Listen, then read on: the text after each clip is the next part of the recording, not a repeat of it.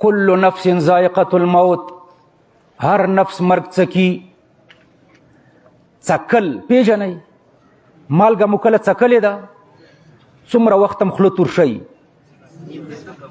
نیمې دقیقې نه هم کمی، بس نیمې دقیقې نه کم مرګ دی. مرګ څکل دی. کل نفس ذائقة الموت، هر سړی مرګ څکي. څکل د نیمې دقیقې نه هم کمه موده ده، ډېره لږه موده روح د بدن نه جدای، نیمې دقیقې نه هم کم. بیا ورسره کنټیکټ پیدا کوي، بیا ورسره تعلق پیدا کوي. روح د دې بدن سره واپس تعلق پیدا کوي. د نیمې دقیقې نه هم څه کمه موده کې واپس تعلق پیدا کوي. چې تعلق پیدا کړي دا بدن ژوندی شي. 20 سکنډه یا 15 سکنډه مړي، بس سمدستي په همدې کټ کې ژوندی شي.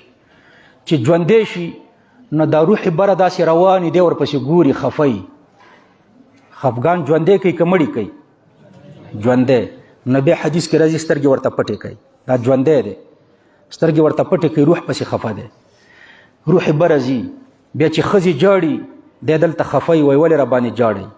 دا خفګان حی کوي، ژوندی کوي. بیا چې کله د جنازې کټ روان کوي بیا وایي قدموني قدموني، دا خبرې هم حی کوي. بیا چې کله قبر کې کېدی خلک ترېنه روان شي، د خلکو د پښو کشارې اوري، اورېدل هم حی کوي.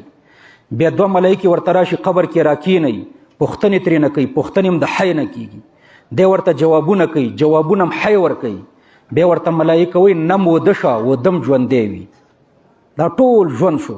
بیا چې اسرافیل علیه السلام شپېلۍ پوکي، ژوند یې نور هم قوي شي.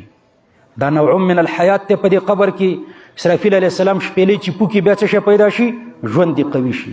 په خبره پوه شوئ؟ دغې ته حیات وایي. دا حیات مفتی شفیع صاحب فرمایي یثبت الله الذین آمنوا، د دې آیات لاندې فرمایي چې دا د قرآن د 10 آیتونو نه اشارتن او د نبی علیه السلام د 80 متواترو احادیثو نه صراحتن ثابت دی دا ژوند. دغې ته حیات وایي. په دې پوه شوئ؟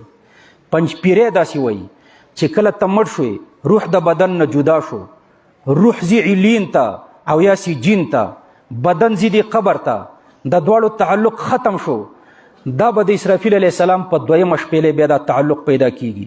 که دی په دې قبر کې 10,000 کاله پروت و، 10,000 کالو پورې دا تعلق نشته، دا ژوندی کیږي نه بیا. او که 15,000 کاله پروت و، 15,000 کالو پورې دا تعلق نشته. دا په مړي کې دا باډۍ پرته ده، د روح ورسره تعلق نشته. دا ممات شو، ممات.